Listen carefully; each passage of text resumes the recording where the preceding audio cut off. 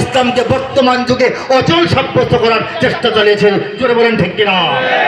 এক শক্তির কথা বললাম। দ্বিতীয় শক্তি, বাংলাদেশের প্রচলিত মিডিয়ার মধ্যে বেশিরভাগ মিডিয়া এটাকে বলা হয়, এটাকে স্বতঃস্ফূর্তভাবে স্বপ্রণোদিতভাবে অথবা চাপের বসে তারা ইসলামের বিরুদ্ধে, আলেম ওলামার বিরুদ্ধে, মসজিদের বিরুদ্ধে, মাদ্রাসার বিরুদ্ধে তাদের সমস্ত আয়োজনে, তাদের অনুষ্ঠানে, তাদের নাটকে, তাদের সিনেমায়, তাদের আলোচনায়, তাদের টকশোতে, তাদের বিজ্ঞাপনে পর্যন্ত, তাদের প্রতিবেদনে, তাদের ফিচারে তারা অপচেষ্টা চালিয়েছে ইসলামকে ডাউন দেওয়ার। ঠিক কিনা বলেন?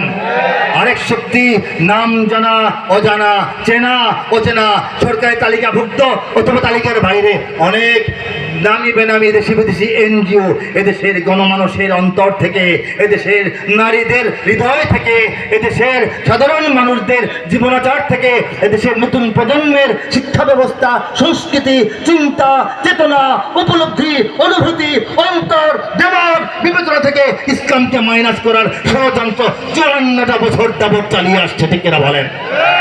এত সব হওয়ার পর, এত lakh lakh trillion billion, billion থেকে 100 গুণ trillion, trillion trillion dollar pound খরচ করার পরও বাংলাদেশে ইসলাম তার জায়গায় আছে। ঠিক কিনা? ষড়যন্ত্র হয়েছে স্বাধীনতার পরপরই। হ্যাঁ, অনেকের খারাপ ভূমিকা ছিল, আত্মঘাতী দেশঘাতী ভূমিকা ছিল। ঢালাও ভাবে আলেম সমাজকে রাজাকার বলা হয়েছে। ঠিক কিনা বলেন? ঢালাও ভাবে আলেম সমাজকে স্বাধীনতা বিরোধী তকমা দেওয়া হয়েছে। ঠিক কিনা বলেন?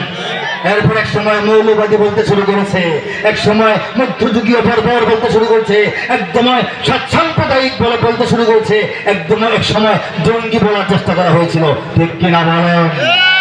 কিন্তু আল্লাহ পাক সব রহস্য উন্মোচন করে বাংলাদেশকে, জনগণকে আলেম সমাজের নেতৃত্বেই এখনো সামনে এগিয়ে নিয়ে যাচ্ছেন।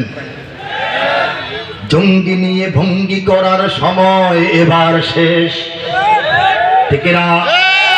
সত্যিকারের জঙ্গি কোথায় দেখছে বাংলাদেশ? আরে ও দেশের মানুষ হইছে নি হুশ পাইছনি ভাইপোর, জঙ্গি বলে আর কত না মোল্লা বংশীরের। মাদ্রাসাতে জঙ্গি থাকে এই কথা ঠিক নয়, কলেজ বিশ্ববিদ্যালয়েও জঙ্গি এখন হয়। জঙ্গিবাদের ভয় দেখিয়ে ভিন্ন